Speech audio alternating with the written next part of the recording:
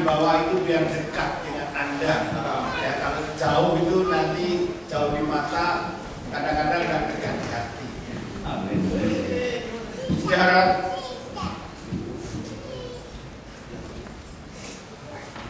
organ tubuh manusia yang terpenting itu banyak. Itu panca indera kita. Dan salah satu organ itu adalah mata. Mata itu begitu penting karena orang bisa melihat segala sesuatu lewat mata. Saya punya problem dengan mata. Saya tahu betapa mahal dan pentingnya sebuah mata.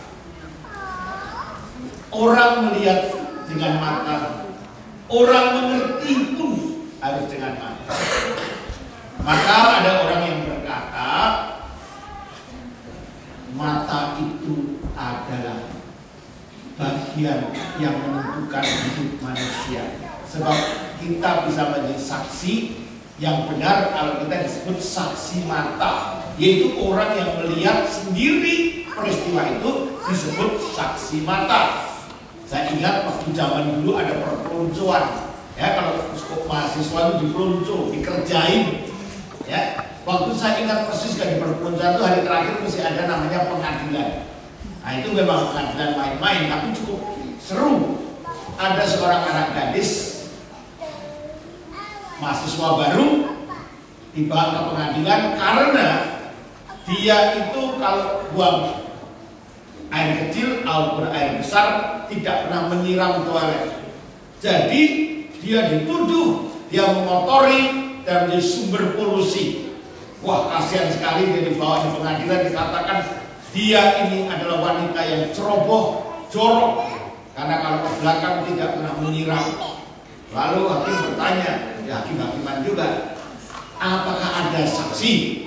Lalu penuntut menunjukkan ini ada saksinya, seorang senior yang laki-laki besar badannya, dia bilang saya saksinya, Pak Hakim. Lalu hakim tanya, benar Anda melihat bahwa dia tidak membersihkan toilet? Pasti Pak Hakim, dia saya melihat dengan mata kepala saya sendiri. Lalu pengacaranya, gaya pengacara juga, pengacara berkata, Pak Hakim, tanyakan sekali lagi, apa betul dia melihat dengan mata kepala sendiri? Lalu Pak Hakim tanya, Anda betul-betul saksi melihat dengan mata kepala sendiri? Betul Pak Hakim. Lalu pengacara protes, saya minta Pak Hakim, saksi ini dihukum. Kenapa? Karena dia tukang ngintip orang ke belakang. Loh, lihat dengan mata kepala sendiri kan dia tukang ngintip. Ya. Nah, saya masih ingat cerita itu, kisah itu ramai sekali waktu mahasiswa. Tapi sebenarnya saudara, memang saksi mata itu dia melihat apa yang terjadi. Demikian juga kehidupan bercinta. Cinta itu pun diawali dari mata. Karena orang bilang cinta itu dari mata turun ke hati. Iya, dari cinta dari mata turun ke hati. Pak Har bisa cinta putih dari mata turun ke hati. Tapi sudah sekarang lebih bagus lagi, cinta dari mata turun ke hati belok kantong. Karena mencari suami katanya ada 3 T. T itu artinya triliun, ya. 3 T yaitu nomor 1 takwa, orang percaya. Yang kedua tampan, yang ketiga tajir. Ya, takwa, tampan, tajir. Saudara, mata menjadi alat untuk melihat.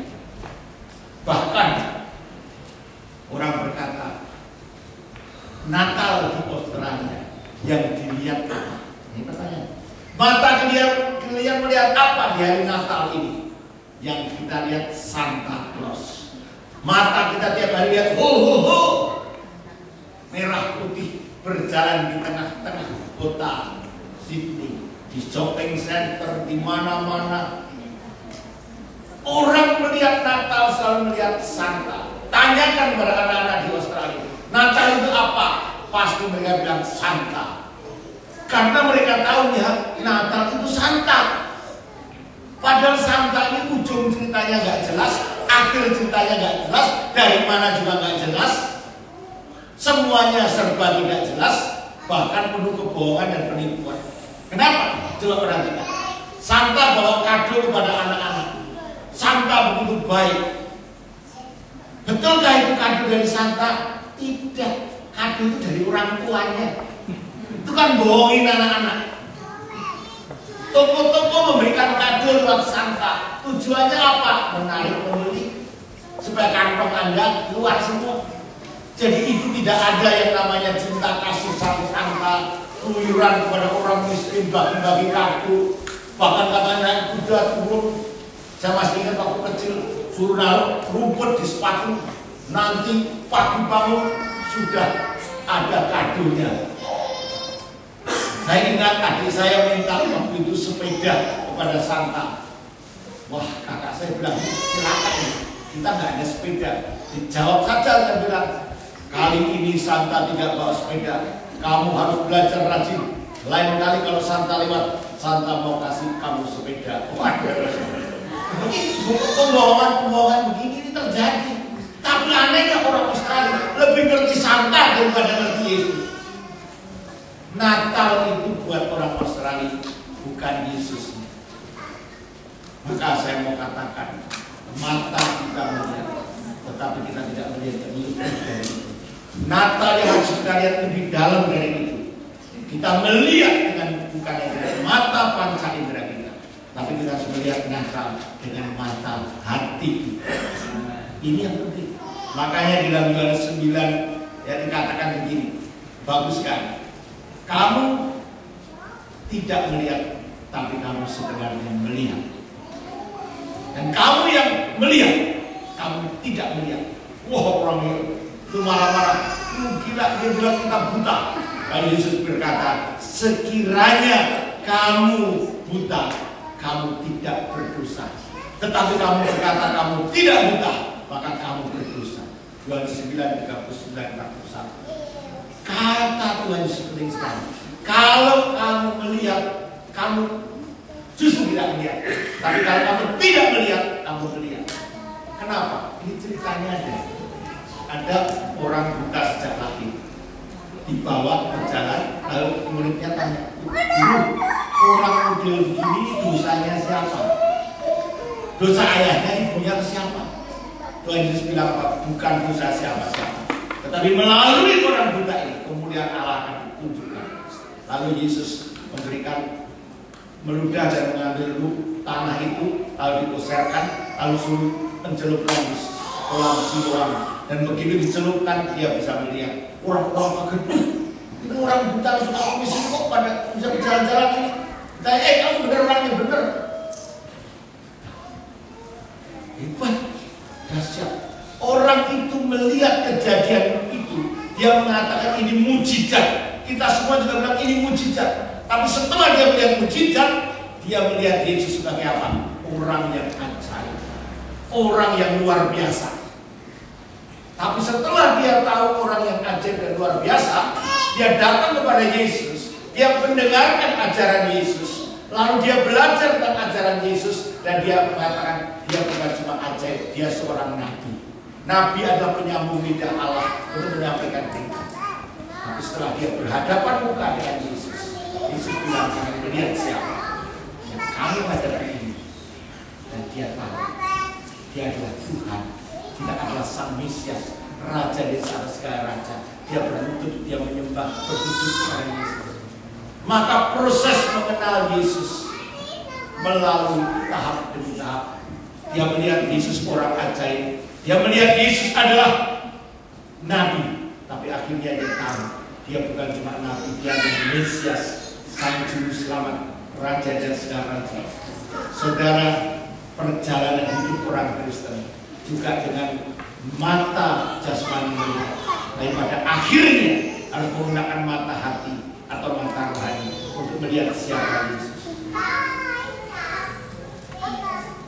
Bukankah kita sekarang sudah di zaman yang jauh daripada waktu Yesus lahir, tetapi kita boleh melihat proses perjalanan kita. Banyak orang mengenal Yesus sebagai apa? Orang yang ajaib. Karena banyak orang yang bertobat karena disembuhkan Tuhan, karena ditolong oleh Tuhan. Dia sakit, dia disembuhkan, dia bilang Tuhan ajaib. Pada waktu perusahaannya mau bangkrut, Tuhan tolong dia. Dia mengenal Tuhan itu ajaib. Berapa banyak orang Kristen yang selalu berkata Tuhan itu ajaib. Bahkan lagunya Tuhan ajaib, dia ajaib. Bahkan lagu yang terkenal, How great thou art. Diterjemahkan apa? Bukan sungguh besar kau Allahku, tapi ajaib Tuhan, ajaib Tuhan. Saya kadang-kadang mikir, dari mana ini penerjemahnya ini? Kok ajaib Tuhan? Sebenarnya kan dia besar, dia agung. Tapi karena orang Kristen melihat Yesus ajaib, lalu berkata-kata, ajaib Tuhan, ajaib Tuhan. Kita bersama titik ajaib. Tapi kita lupa bahwa Yesus bukan hanya orang ajaib. Setelah kita belajar firman Tuhan, kita tahu dia adalah guru, dia adalah nabi yang mengajarkan kepada kita tentang firman Allah. Tetapi setelah kita melihat Yesus orang ajaib dan Yesus guru, kita harus datang kepada dia dan melihat bahwa Yesus adalah Mesias. Dia adalah Allah yang turun ke dalam dunia ini. Dia adalah Raja di atas segala raja. Dia adalah Juru Selamat dunia. Dan itulah Natal. Kita melihat di dalam hari Natal itu Yesus yang lahir, Yesus yang datang. Yesus adalah Tuhan yang hadir dalam kehidupan kita. Dia melawat umat. Mata kita bukan cuma mata jasmani, tapi mata rohani kita harus melihat. Coba kita lihat bagaimana para gembala melihat Yesus. Gembala itu orang-orang terbuang, orang-orang sederhana, orang-orang bodoh, orang-orang yang tidak dianggap orang. Kenapa? Sensus penduduk cacat jiwa nggak dihitung, nggak begitu. Dia bukan dianggap orang, mungkin dianggap kambing. Nggak dihitung. Tapi orang yang terbuang nggak terhitung ini. Pada waktu Yesus lahir, malaikat datang dan berkata, sudah lahir bagimu Kristus Tuhan. Di kota Daud, tandanya lahir dalam palungan berbedung dengan kain lampin. Berita malaikat itu sederhana. Malaikat itu memberitakan sesuatu yang cocok dengan pikiran mereka. Coba kalau malaikat bilang, hai gembala, sudah lahir bagimu raja dan segala raja di gedung yang mewah, di istana yang megah. Saya jamin orang ini gembala-gembala tidak akan berangkat. Tidak berani dia, minder dia. Tapi berita malaikat mengatakan lahir dalam palungan, berbedung dengan kaum lampin. Dia adalah koncomu dewe, wonge dewe. Jadi mereka merasa cocok, maka mereka berani, ayo kita ke sana. Dan begitu mereka melihat saing itu, mereka bersuka-cita. Mereka sangat bahagia karena Mesias yang dia rindukan ada di palungan, di gubuk yang reot itu, yang cocok dengan mereka, solider dengan kehidupan mereka. Maka mereka datang menyembah. Mata mereka melihat Yesus, maka mereka melihat Sang Raja di atas kayu, Sang Juru Selamat. Mereka melihat itu bukan karena keraton yang megah, tapi karena di palungan itu ada Raja di atas kayu. Cara melihatnya dengan apa? Bukan dengan mata jasmani, dan melihat dengan mata hati.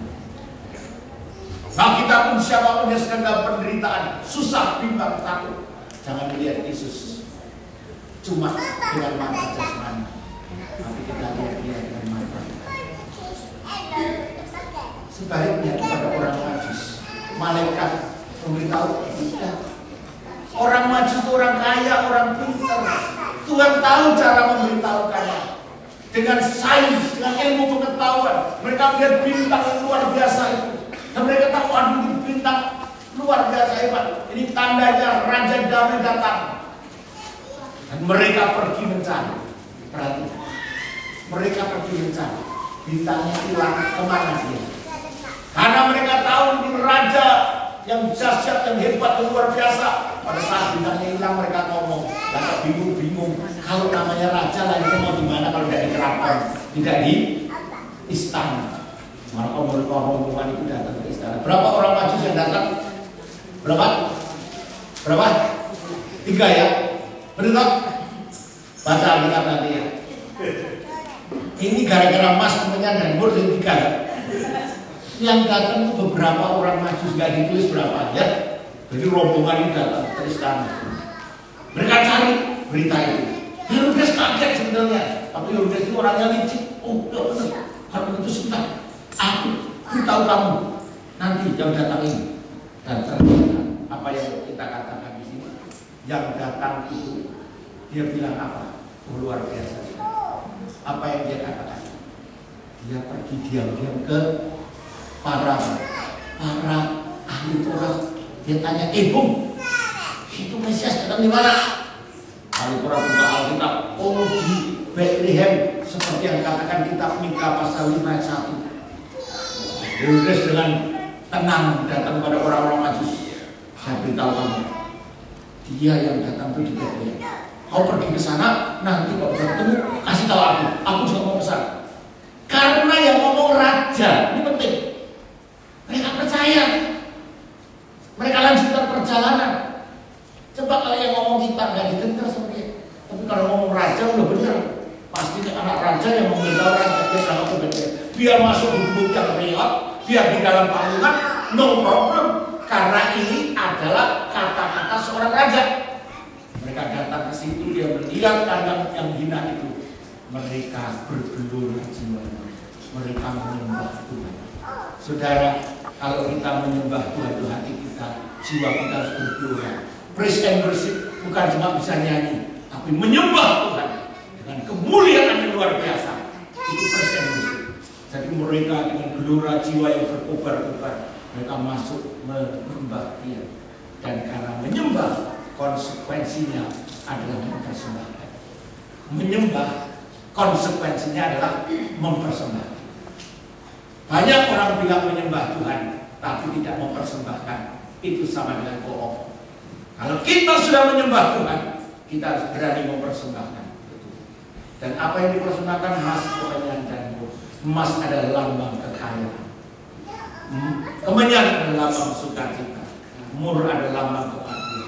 Artinya orang-orang Majus ini berani di hadapan Yesus, Raja di segala raja, mempersembahkan kekayaan mereka bagi Tuhan, memberikan sukacita kita dia kepada Tuhan, dan juga memberikan hidup dan mati bagi Tuhan. Ini suatu persembahan yang luar biasa. Hari Natal mereka lihat yang ada di palungan itu bukan bayi yang sederhana, bayi yang miskin, tapi mereka melihat inilah Sang Mesias, Raja dari segala. Maka mereka menyembah Gembala melihat Yesus Raja dari segala raja. Orang Majus melihat Raja dari segala raja. Herodes melihat apa? Herodes juga tahu bahwa ini yang bayi yang lahirkan adalah raja. Oleh sebab itu hatinya gundah, hatinya gelisah. Ini bakal jadi kompetitor saya. Ini bakal jadi saingan saya. Maka yang besar sikat semuanya, dibantai semuanya, habis semuanya. Kenapa? Karena Herodes tahu ini raja yang ditakuti. Jadi Natal itu berarti kita melihat dengan mata rohani kita bahwa Dia yang datang itu adalah Mesias, Raja dari segala raja. Coba sudah datang di sini perayaan ulang tahun. Yang di ulang tahun tidak ada di mana? Yang ada Pak Ada senyum-senyum itu. Apa itu Mesias? Bukan. Yang datang di sini dengan mata jasmani tidak melihat Yesus, tapi dengan mata rohani kita tahu bahwa Raja di atas segala raja itu ada di tengah-tengah kita. Yesus Kristus ada dalam kehidupan kita. Maka Natal itu tidak ada yang lain kecuali melihat dengan mata hati kita bahwa Yesus sudah datang. Allah sudah turun ke bumi. Allah adalah Tuhan dan Juru Selamat. Ini yang perlu dikembalikan di Australia.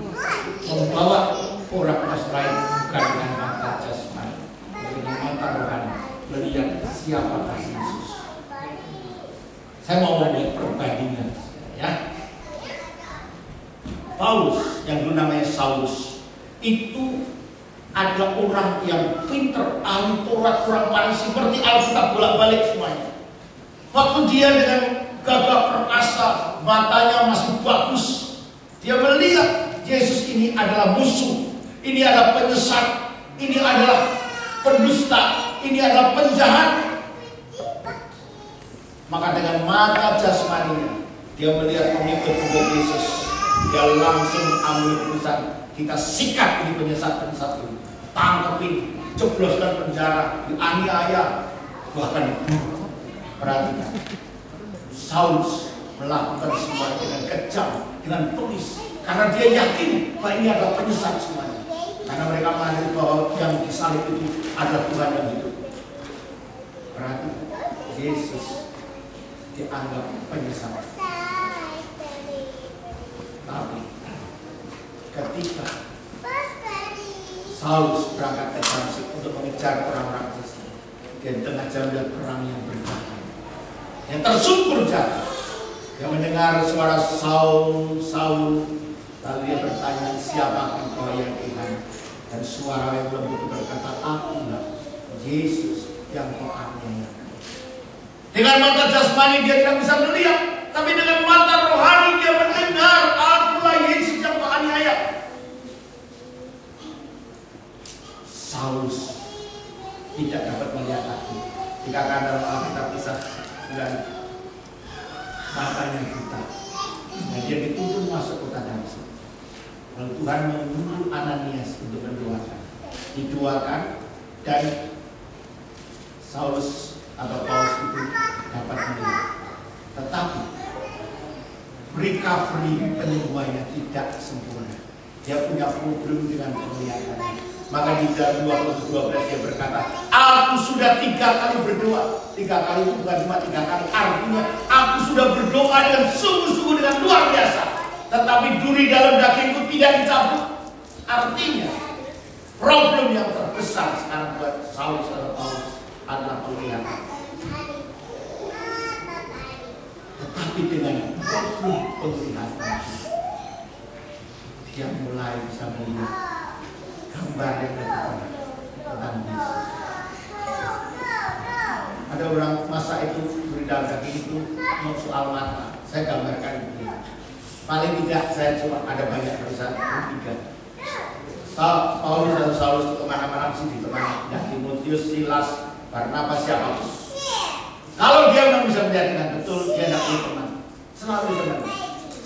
Untuk saya lebih gampang mengerti. Karena kemana-mana saya ditemani istri saya. Ya, saya ngerti. Yang kedua, Paulus itu kalau lihat orang kumpul dia nggak bisa tahu siapa satu-satu. Dia bilang, tembok-tembok putih. Karena dia bisa tahu siapa. Main tembak aja. Waktu dia menulis surat Galatia, satu-satunya surat yang ditulis Paulus, dikatakan aku menulis dengan tanganku sendiri. Dan saya tahu surat Galatia tulisannya gede-gedenya luar biasa. Dulu waktu dia gagah bisa melihat dengan jelas, dia melihat Yesus ada musuh, penjahat, penyesat. Tapi sekarang setelah dia tidak bisa melihat dengan baik, dia melihat Yesus dengan mata hatinya. Maka dia melihat Yesus adalah Sang Mesias, Tuhan dan Raja dalam hidup mereka. Maka orang harus tahu cara melihat Tuhan bukan dengan mata jasmani, tapi dengan mata rohani. Maka tepat kata-kata Tuhan Yesus ini bagus sekali. Waktu dia mati di salib, lalu dia bangkit, dia berkata kepada Tuhan, berbahagialah orang yang percaya meskipun tidak melihat. Berbahagialah orang yang percaya meskipun dia tidak melihat. Artinya kita semua dengan mata jasmani kita sudah tidak bisa melihat Yesus. Tetapi dengan mata hati kita bisa melihat bahwa yang lahir di Bethlehem, yang kita rayakan saat ini adalah Yesus yang hidup, Yesus yang adalah Tuhan dan Mesias. Hanya dengan mata rohani kita bisa melihat. Maka berbahagialah orang yang percaya meskipun tidak melihat. Artinya tidak melihat dengan mata jasmani kita.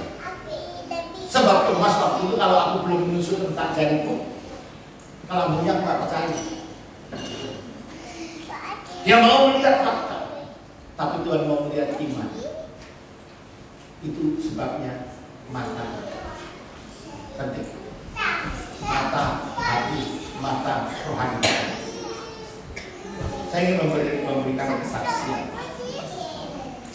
Sekarang saya punya problem melihat. Sebenarnya waktu saya lahir biasa normal, sekolah juga normal. Tapi waktu saya SMP, dokter Yap itu memeriksa saya dan mengatakan sesuatu yang saya nggak ngerti baru sekarang. Dia bilang penglihatan kamu itu ada problem. Tapi itu nggak bisa diobati, itu nggak bisa diapa-apain. Itu terjadi sendiri dengan sendirinya. Yang akan mengajarkan degenerasi. Itu penyakit namanya baru tahu sekarang di lapisan retinitis pigmentosa. Itu artinya kita akan merogoti retina kamu. Dan satu hari kamu tidak bisa melihat. Tapi dokter yang ateis ya tidak percaya Tuhan itu dia bilang, tapi dari atas ada suatu, kalau dari atas ada mujizat itu bisa terjadi. Nah, itu yang dikatakan. Waktu saya sekolah, saya kalau duduk di paling depan, kalau enggak jelas tulisan di papan tulis. Waktu saya sekolah teologi, ada 150 orang mendaftar, diterima 30 termasuk saya, itu pun mujizat buat saya. Luar biasa, saya bukan orang yang apa-apa saya bisa masuk. Tapi saya diberitahu di bagian administrasi waktu mendaftar. Problem sekolah teologi itu selalu bahasa Ibrani. Karena zaman saya, itu kita sekolah harus keluar Propados 3 semester, sarjana muda, sarjana pendidikan teologi. Itu 6 tahun sekolah teologi, itu sekolah dokter. Nah, saya tahu Ibrani Yunani waktu itu penting. Dan kita harus selesai Propados 3 subjek yang penting, yang lain 5 subjek itu nggak penting. Semester 3 subjek. Tapi 3 ini penting. Ibrani, Yunani, dan pengetahuan Alkitab. Saya kalau baca bahasa Ibrani setengah mati.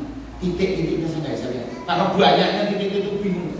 Kalau lihat leksikon Alkitabnya banyak orang bahasa Yunani kecil-kecil nungker-nungker kayak apa, susahnya kayak apa. Saya nggak bisa lihat, bayangkan. Saya sudah sekolah, saya tahu ini pelajaran sulit, saya nggak bisa lihat. Yang baik, saya pergi ke toko beli apa? Beli kacamata pembesar, kaca bilor. Lihatnya dengan kacamata pembesar. Diketawain orang. Orang ada yang ngomong begini, namun yang matanya kelihatan saya pada nggak lulus.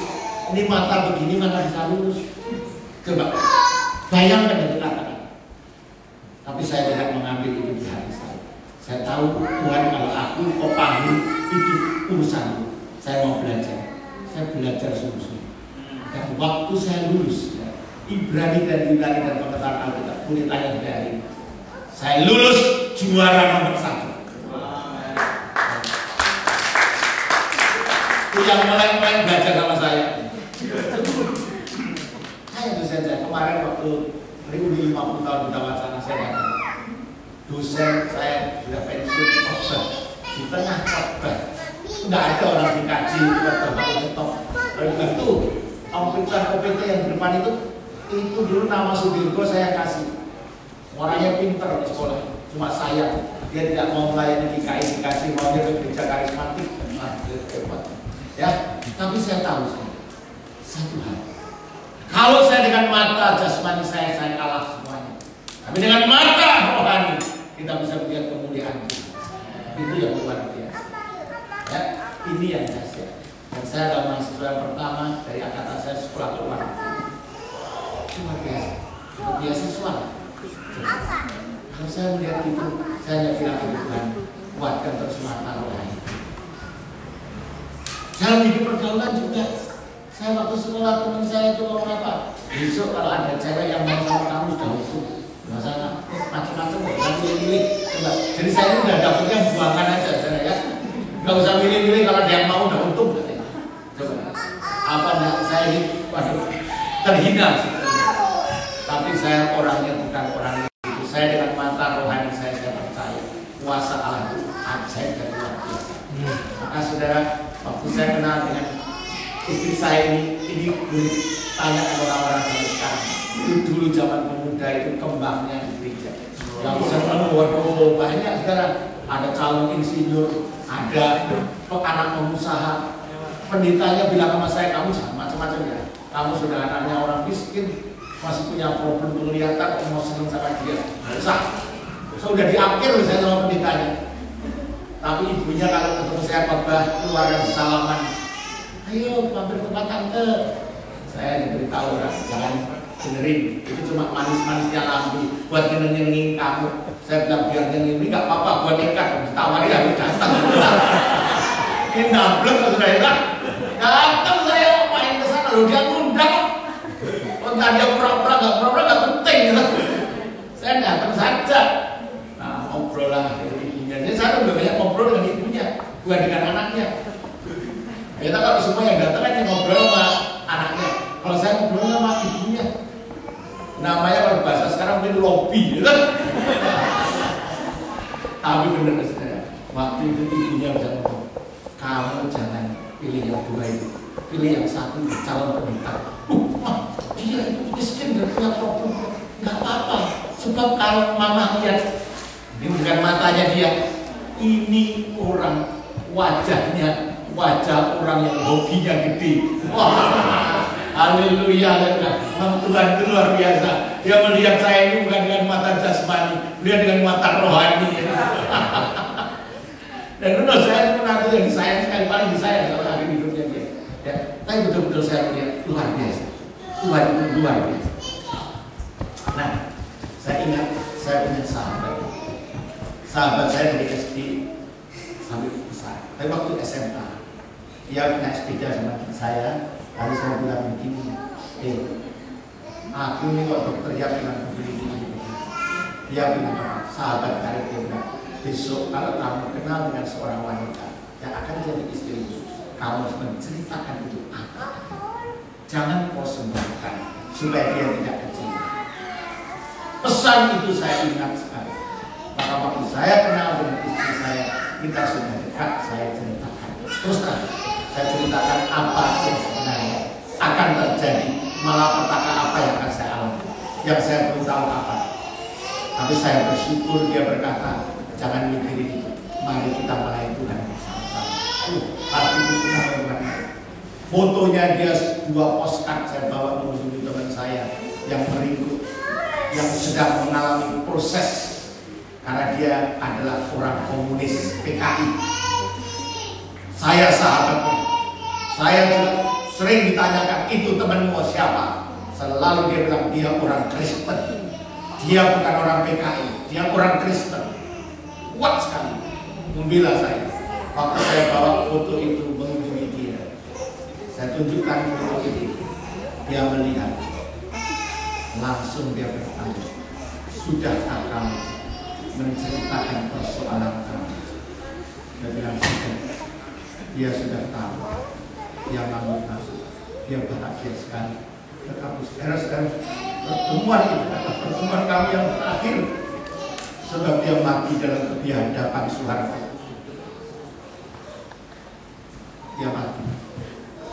Tapi saudara tahu, waktu dia meninggal, di kantongnya, di sakunya, ada Alkitab saku yang kita terima dulu sama-sama waktu lulus SD Kristen.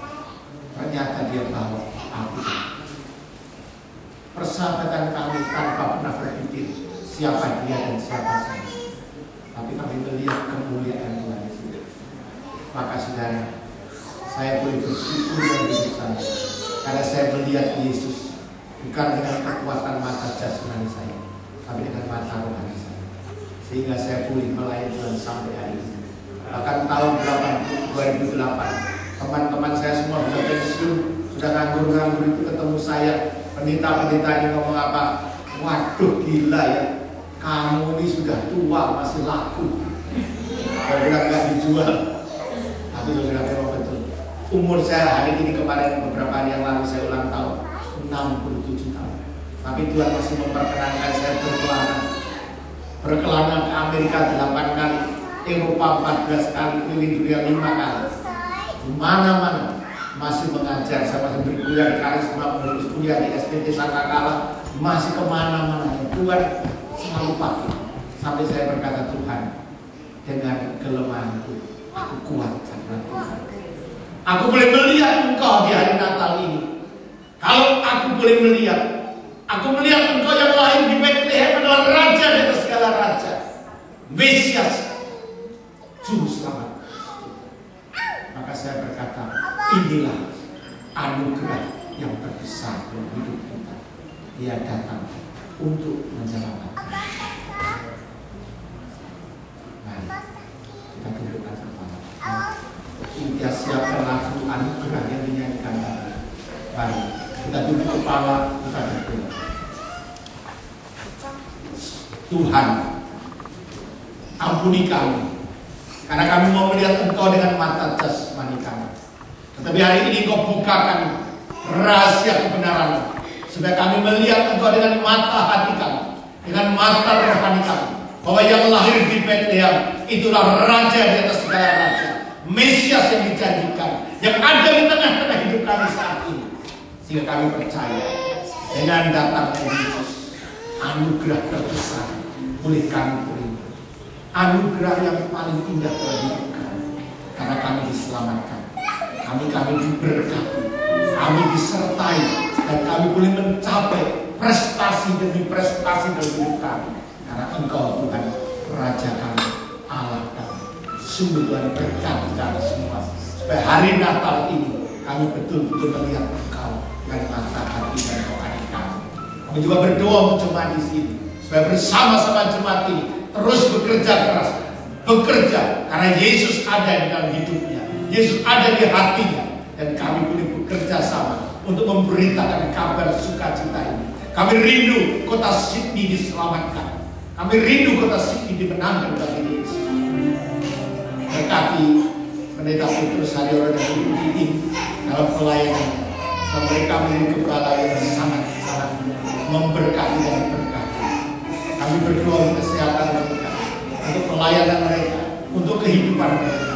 Tuhan berkati. Kami berdoa untuk setiap jemaat dan semua pergumulan, supaya kami semua keluar sebagai pemenang-pemenang dalam pergumulan kami.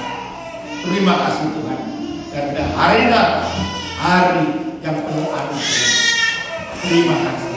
Dalam nama Yesus kami berdoa dan kami mengucap syukur. Haleluya. Semua katakan amin.